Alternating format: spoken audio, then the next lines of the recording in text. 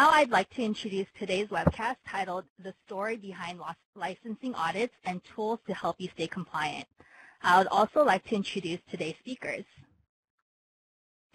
So speaking today, we have our Senior Partner Technology Strategist, Steve Deming, who has over 30 years of professional technical expertise, including 15 years at Microsoft. Steve will be diving into the important topic of licensing.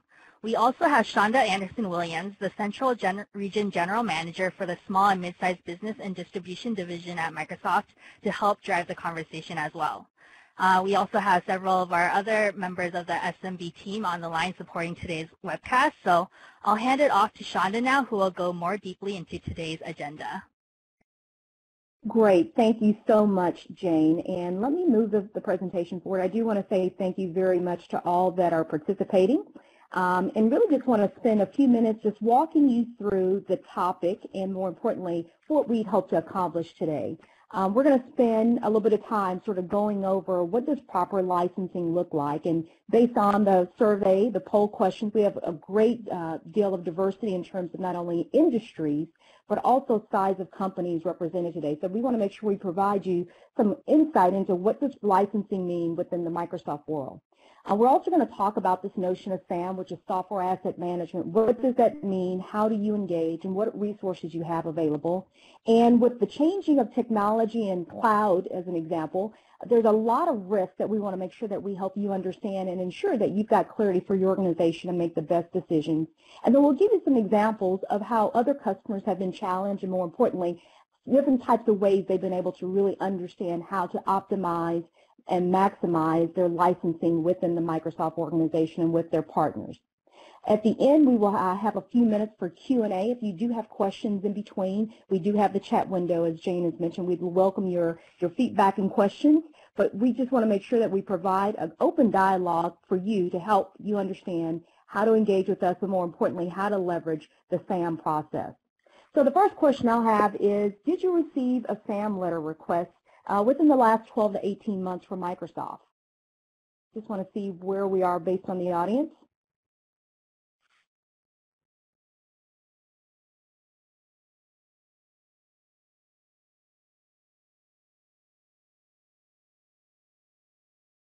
Okay, it looks like overwhelmingly most have not. A couple of you have, which is great. So this at least give us some context of the audience and the conversation we want to have today. So why don't we jump in? So I've got Steve Deming, and Jane gave you a little bit of an update into his background, but he's going to work with me and sort of giving you a view of how to engage with Microsoft and your partner, as well as how to really prepare for the conversations around software asset management. So Steve, I'm going to ask you to come on the line and really help us understand what's the value of being properly licensed and the SAM process, as we like to call it, the software asset management process for customers that are represented here today. Hi, Shonda, and thank you for letting me join you today. So really what we want to make sure that customers understand is that, I mean, there's obviously a legal component associated with being properly licensed, and that's certainly important for any organization to be aware of. But really, there's also a lot of both technologic and productivity benefits associated with being properly licensed with Microsoft technology. Primarily, it's around making sure that the products that you use on a regular basis are being properly kept up to date. Microsoft does make an effort to make sure that everyone gets appropriate updates and appropriate patches and things like that. But we want to make sure, and we have the extra opportunity to do so with customers that are properly licensed, to make sure that we're able to help validate that their software is what we call genuine software. That one of the biggest challenges that we face in a world of evildoers and things, people out there who are trying to do bad things to your computer, is that one of the ways they can get their bad software onto your computer is in using mechanisms where your software is not properly up to date, it's not properly the current version and the current edition, and therefore those evildoers exploit those gaps in your keeping up to date to actually ultimately get their stuff on your computers. It's a little fear, uncertainty, and doubt message, or a little FUD message that I'm giving here, and I acknowledge that.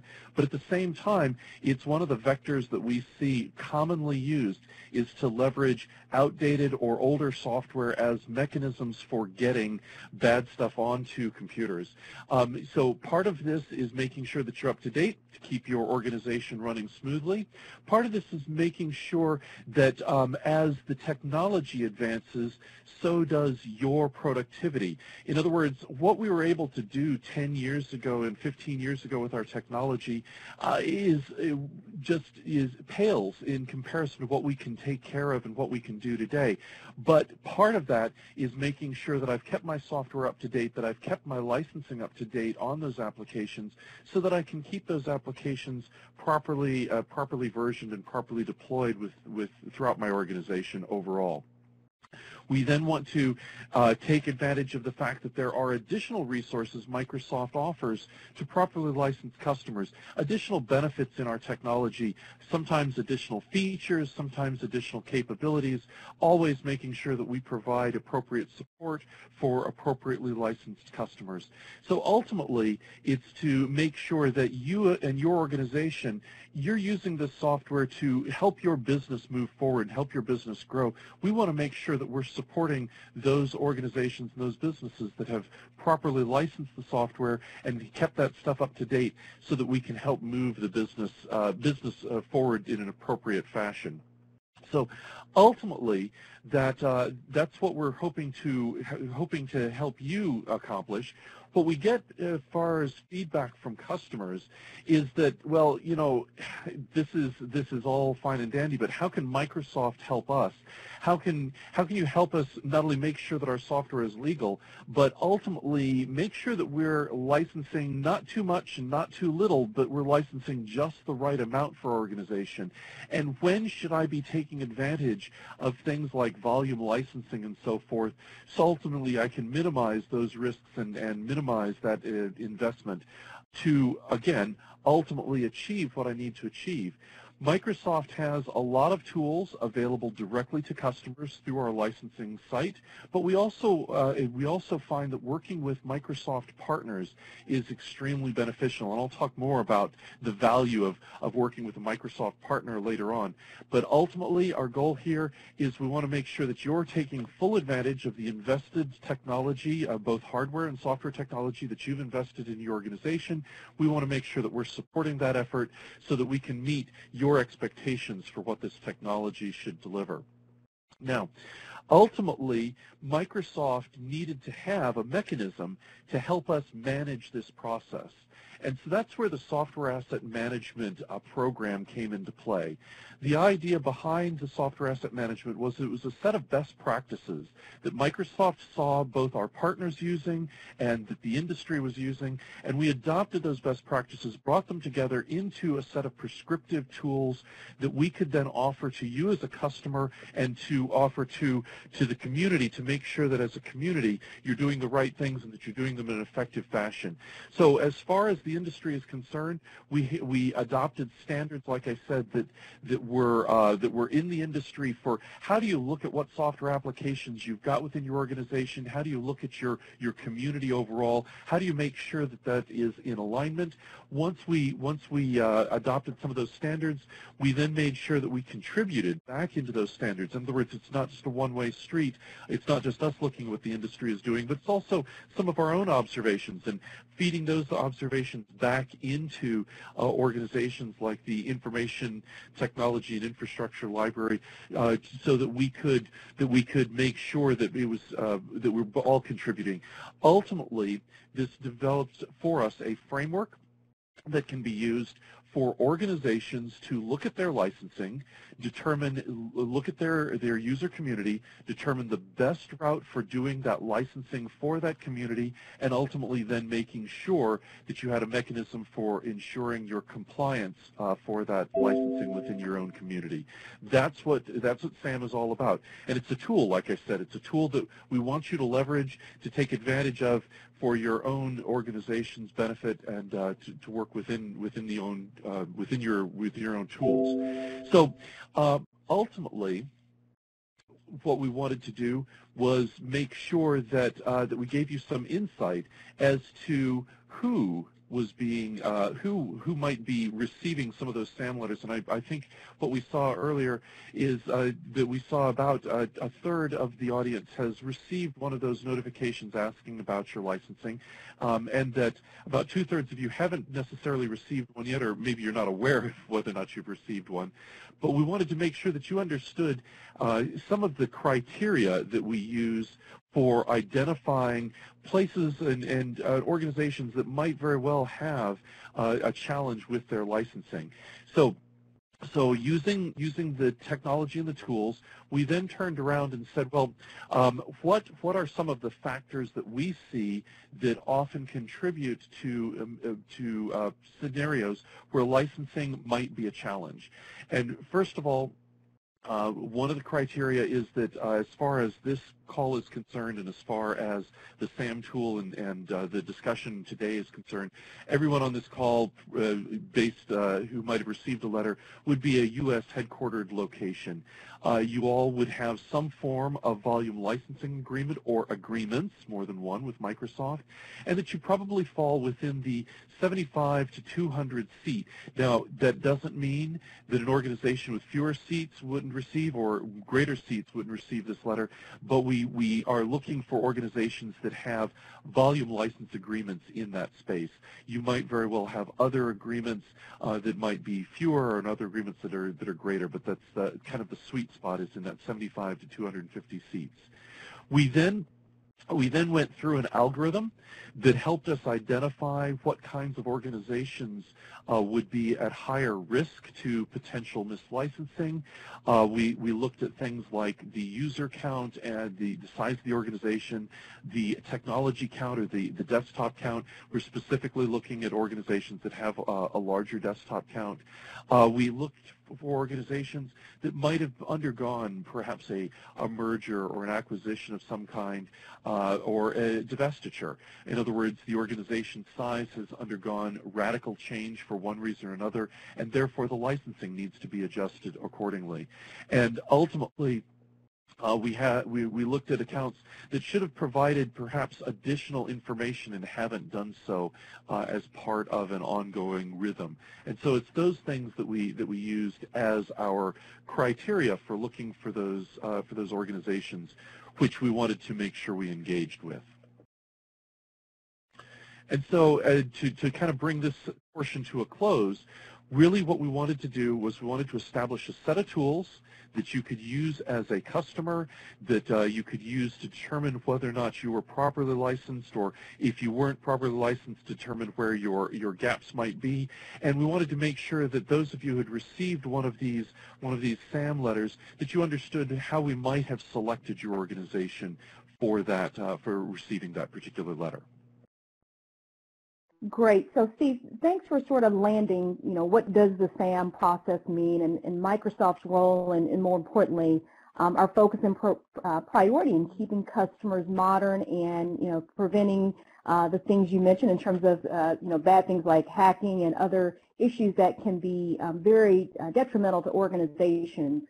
I would love if you could maybe spend a few minutes on, a lot of customers may say, based on your comment, I'm a small organization, or we're only U.S. and we have great controls and we understand what we have. But with the easy access of application purchases these days, from either your mobile device, your laptop or desktop at home, in some cases that can be potentially misused in a corporate or business environment, can you share some of the common licensing pitfalls that we see with customers? Absolutely, and I think that's really important that you mentioned that, because often what we find when we're talking to customers about their licensing is there's confusion around our licensing, and I'm just going to be just blunt about it. Microsoft licensing can be confusing, and we understand that, and so sometimes it's due to confusion regarding terms and specific the terms and conditions around our licensing. The other thing is what we call the accidental mislicense. In other words, I didn't really realize that what I was doing was a form of mislicensing. I thought I was doing the right thing, but apparently I wasn't, and it's completely accidental. Again, organizations as a general rule are not looking to do something wrong. You just want to make sure you're doing the right thing for the right reasons, and we understand sometimes mistakes happen. We just want to help make sure that everybody is on the straight and narrow, like I said, for ultimately for the business's benefit. So what are some of the common risks that we see in this space? Well, first of all, what you want to do is you want to make sure that you've got a good handle on the number of devices that are inside of your organization. And it's interesting, we refer to PCs, laptops, and servers, but frankly, in today's world, that particular line item is a little dated because we've now got all of these different smartphones and tablets and other devices that really need to be included in this count. Do we really understand what the size of our community is? Because in many cases, the community helps define how much software we should be acquiring for our organization. In other words, some licensing is dependent on the device, some licensing is dependent on the user. I might have a single user with 3 devices that they use on a regular basis. I want to make sure that those licenses that are tied to the device, I've got the appropriate count of that, and those devices that are tied to the user, that I've got the appropriate count for there as well. So it's looking at what is the size of that community and how many items are in that community. When it comes to the software itself, do you have a license? Do you have some kind of record regarding each one of those products that you've installed? And this is not exclusive to Microsoft by any means. This is true for all software vendors. They've got some form of record tracking as far as your licensing is concerned. I remember when I started with Microsoft 15 years ago, we at that time were just then starting to roll out the electronics record keeping for our licensing, so that organizations that were doing volume licensing could actually track those licenses online instead of having to track the little slips of paper and the little special 3D stickers that we would put on computers.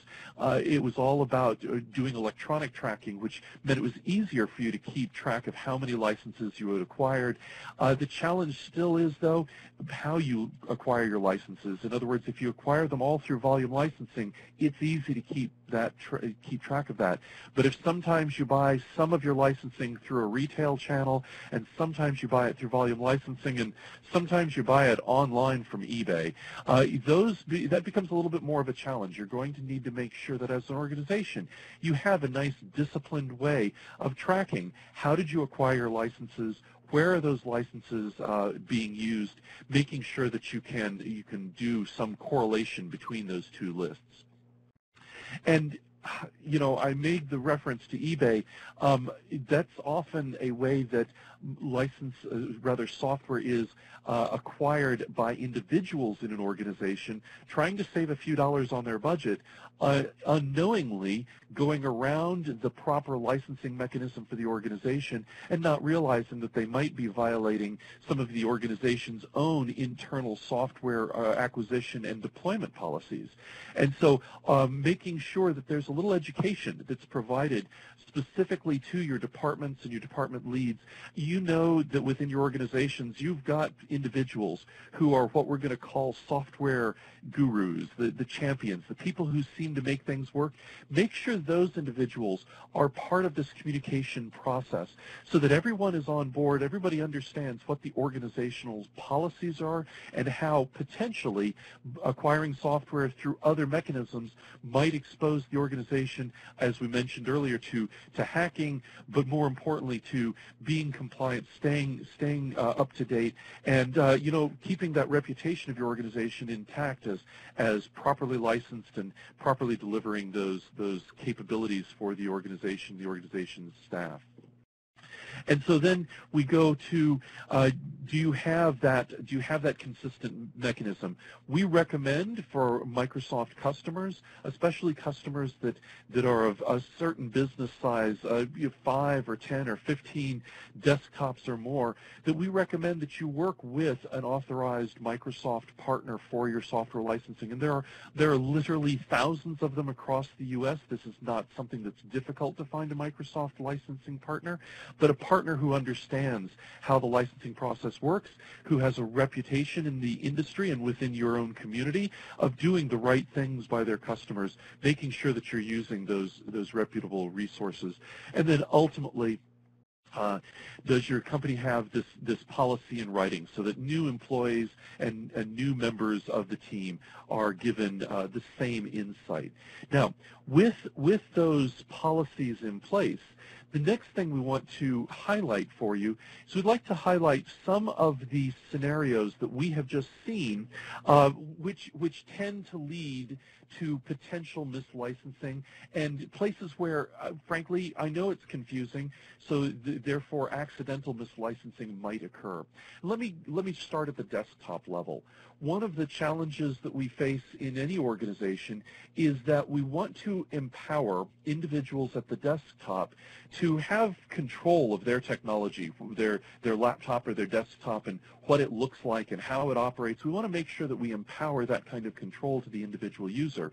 But at the same time, we need to have some level of oversight and management. In that situation, the biggest consistency that we see is, again, individuals who borrow a piece of software from a neighbor and say, oh, could I just install that? I need that for one quick little project. So they borrow a piece of software, they install it on their computer because they were empowered to do so. Unfortunately, that is outside of the licensing guidelines of that application, and we've now accidentally, the organization has accidentally mislicensed or misused that particular software license. It's a very simple activity. It's done, unfortunately, all of the time, but it's often because we empower the end user without providing them appropriate education, that software should not be just borrowed and installed and specifically not transferred properly from one computer to another. A challenge that we face is when we, one of the places that we notice or that we start looking for potential mislicensing is when we look at a count of the number of desktops or desktop operating systems, and we see a radical discrepancy between that number and the number of productivity applications that have been installed on the desktops. Classic example would be if I've got an organization that has 20 physical machines and 20 copies of Windows 8, that's great. The physical machines and the Windows 8 are more or less in alignment, but then there are only 15 copies of Office and the productivity suite. In that situation, there's a potential red flag that, well, why don't 5 of those individuals have the Office copy? Now, frankly, there are plenty of great reasons why those 5 individuals or why those 5 machines don't have a copy of Office. I'm not questioning that there are very valid reasons. What I'm saying is that tends to be a red flag in the industry. When we see those gaps occur, that causes some concern regarding, is the proper licensing being taken here? And that's one of those red flags that might generate one of those SAM letters for us. Other situations is when we start looking at our server technology. At least for Microsoft products, we license the server software based on the physical server box or based on the virtualized server that software might be running on. But there's also another component to Microsoft licensing, which is referred to as the client access license. In other words, if I've got an Exchange server, I need one license of this Exchange server software for the messaging on that physical hardware. But then for every user who's in my community, each one of those users needs to have access to that Exchange software, and they get that access granted to them via an Exchange CAL, a client access license. If we see a community of 20 desktops, but a community of only 10 CALs, again, we notice a discrepancy there between the productivity component and the actual physical components, and it causes some question. Is that properly licensed? Should we have that customer verify their licensing to make sure that they've got the right number of CALs to align with the number of users who are using that Exchange server? Now, that's, again, just a warning. It's one of those warnings that raises the red flag to us, but again, we recognize there are situations where where a manufacturing organization might have tens or even hundreds of employees who do not have email accounts because they're primarily focused on delivering the manufacturing task at hand, and that there's an administrative team. They all need to have the proper licensing for that Exchange server because they're information workers, but that the people on the manufacturing floor may or may not need to have access to that email, and therefore they may not be licensed. There are perfectly good reasons for that discrepancy, but like I said, it's a red flag for us.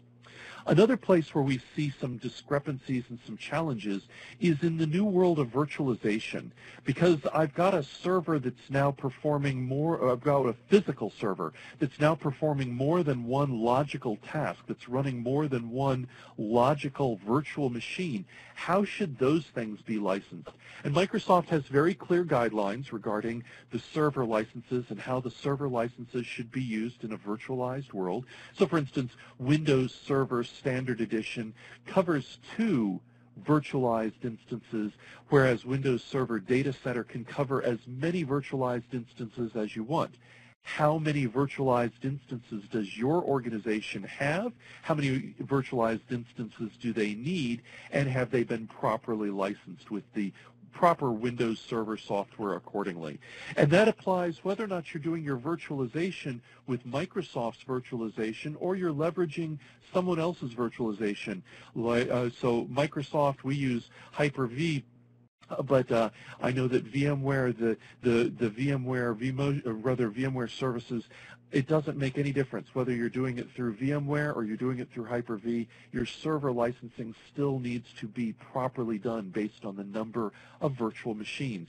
And that gets even a little bit more complex when not all the virtual machines are doing all the same things.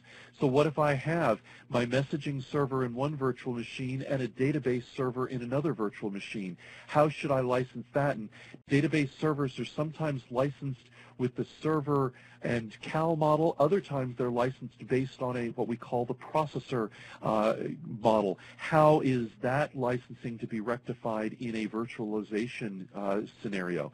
Microsoft does have very clear documentation on our volume licensing site regarding how the licensing should be handled. We also include that same documentation on the individual product site. So if you go to the SQL.Microsoft, or the SQL Server site on Microsoft.com, you'll find that there is how to properly license SQL Server in both the physical world and the virtual world. So we have great documentation on all of that, but again, it's very important that you do the due diligence to make sure that if you're using servers, that if you're using virtualization, that you watch out for that.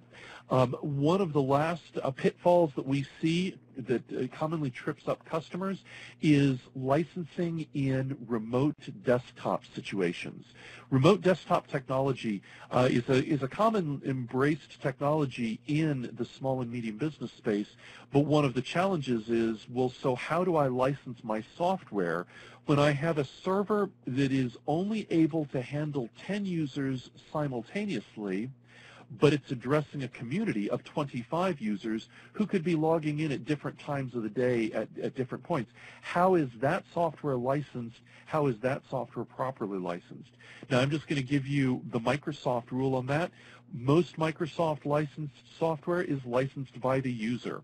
So it doesn't matter if they're simultaneously using the software or they're using it at different times.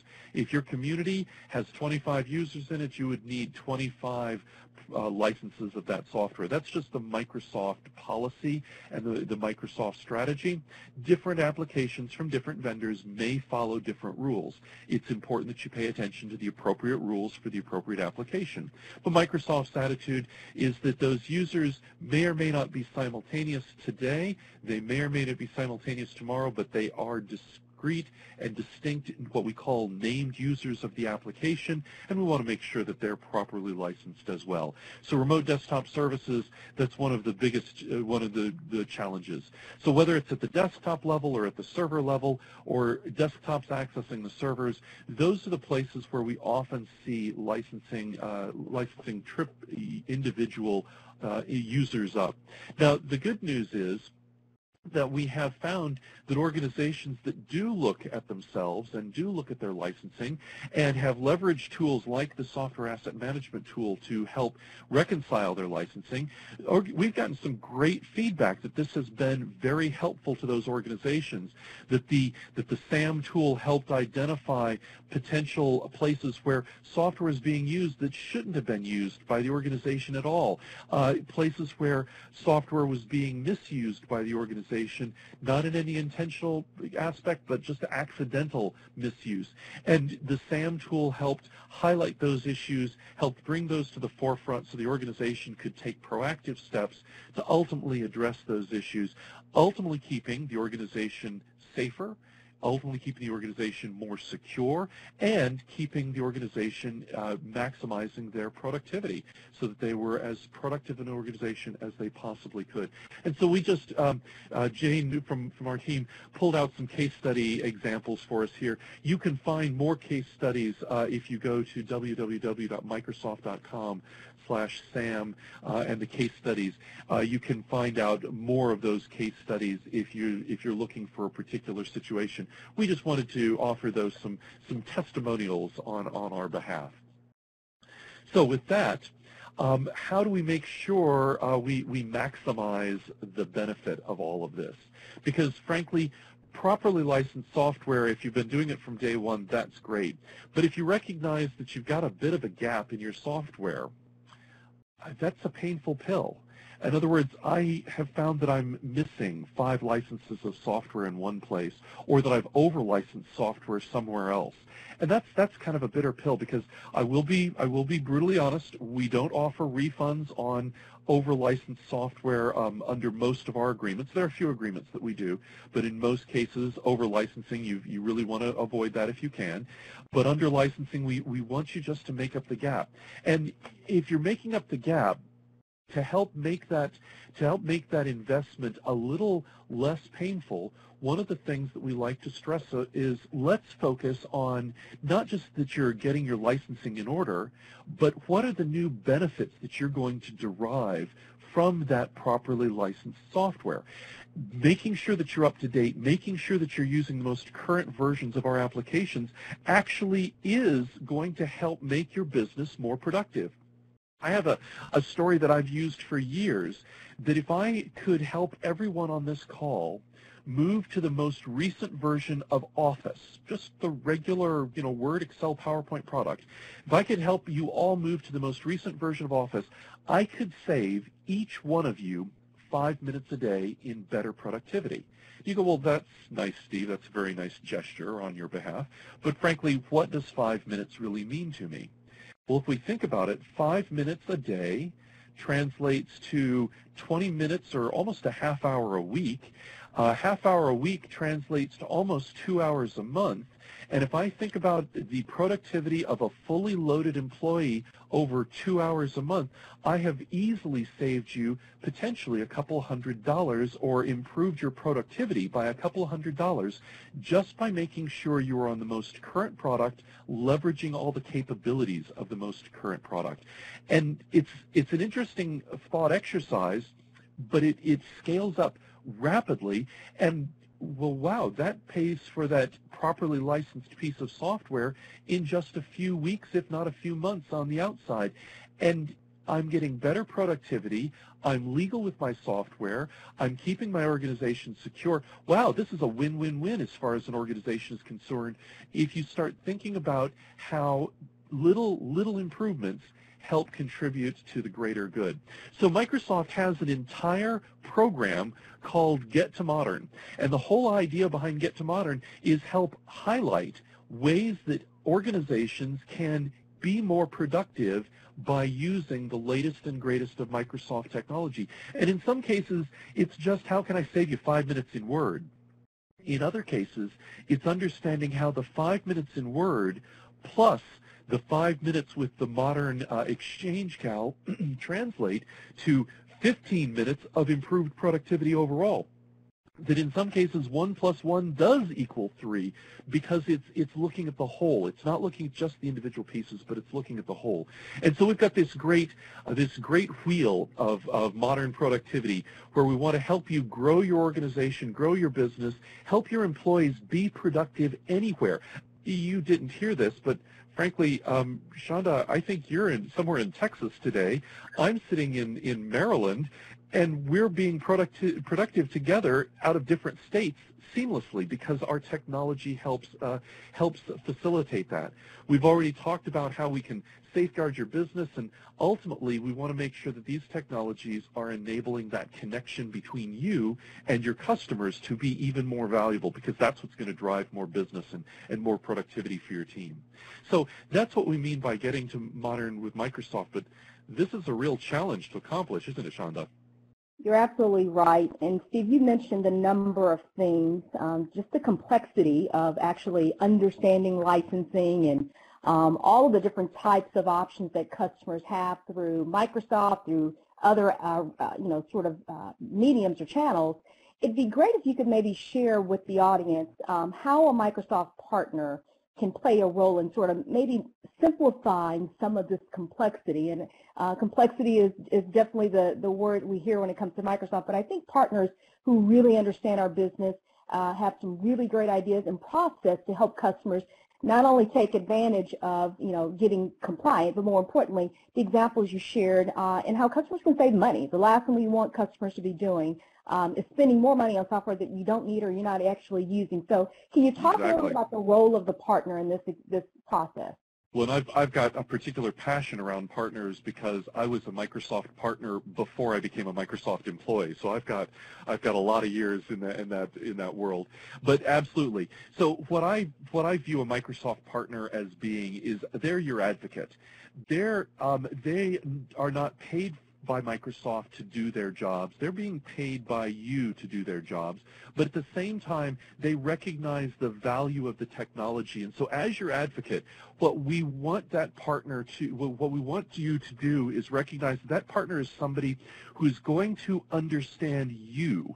They're going to understand your business needs and your particular business concerns, so that they're sitting there saying, yeah, I know that this is what your immediate goals are for your business, but your long-term goals are to be over here. And as a Microsoft partner, I appreciate how the technology can deliver the solution that you need today, but how it can also set us up for that solution in the future. So the first thing that you should be looking for from a Microsoft partner is somebody who understands you as individuals, you as an organization, and ultimately what your concerns around technology and what your future looks like. Now, at the same time, that partner should be somebody who understands our technology, that has a track record of properly deploying and implementing great solutions, that they know how to configure it, they know how the ins and outs. Sometimes they may recommend a Microsoft solution, sometimes they may not, because frankly they should be representing your best interests. And I know that nobody on this call ever wants to think that there's a solution that isn't best delivered by Microsoft, but I can tell you that there are places where, for your particular considerations, the partner should be thinking about your interests and how they best fit into the technologies that are available, such as a particular firewall or something like that.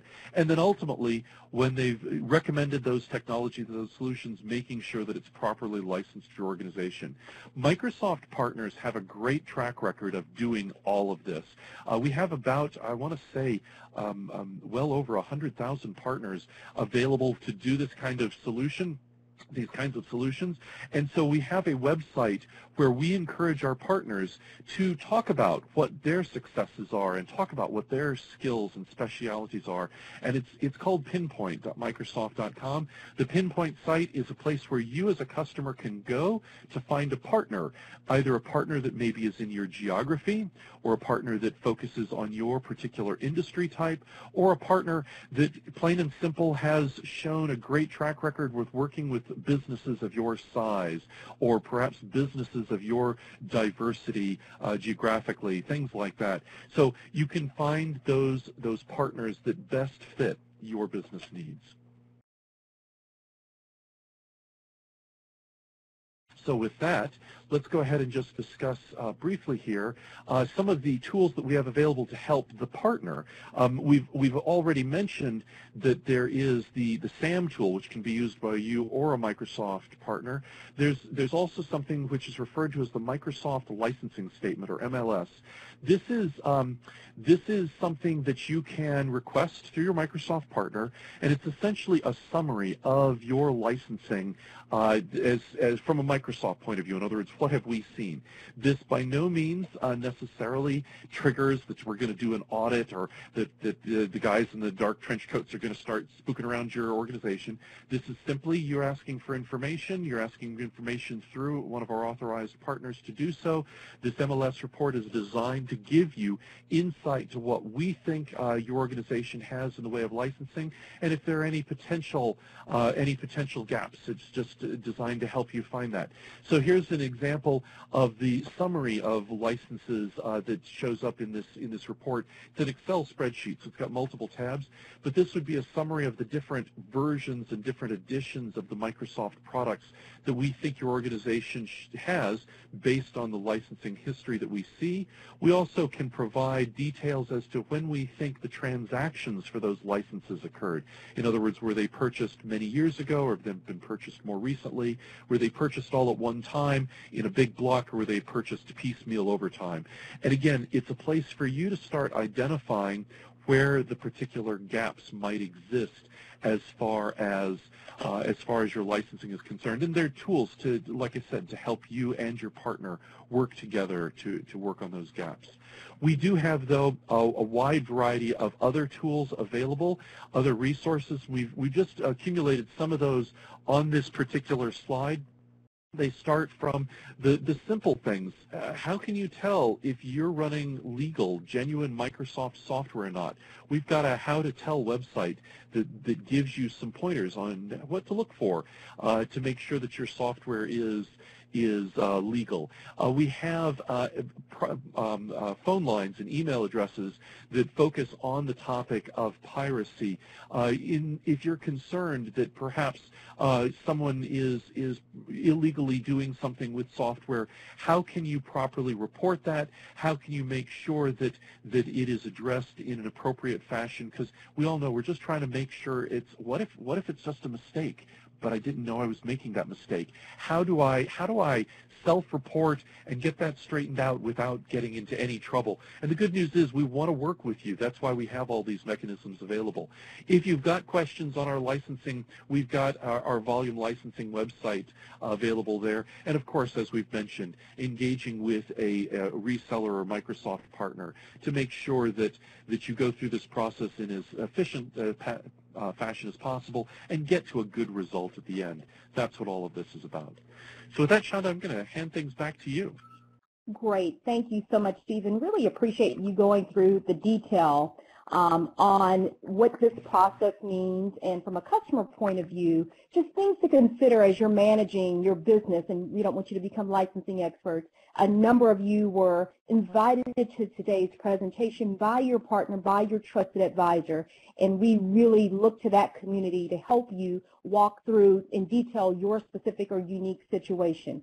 Before I close out, I know we're a little bit over, but I'd love just to open it up and see if there are questions that you might have, because we do have a number of folks from our team in the chat and available to answer questions. So I'll just take a quick pause and see if there's any questions that you might have before we close out today's session.